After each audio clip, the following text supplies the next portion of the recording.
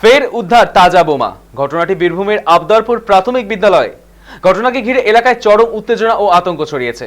প্রত্যক্ষদর্শীদের দাবি, সকালবেলা এলাকার বাসিন্দারা স্থানীয় এক প্রাথমিক বিদ্যালয়ের পাশে তাজা বোমা খুঁজে পান। খবর দেওয়া হলে পুলিশের তরফ থেকে বোমাগুলিকে নিষ্ক্রিয়করণের জন্য নিয়ে যাওয়া হয়। খবর দেওয়া হয় বোম স্কোয়াডকে।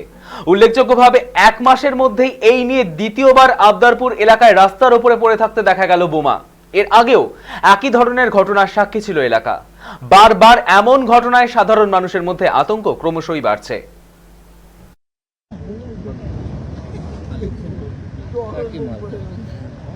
বললাম তো একই দেখে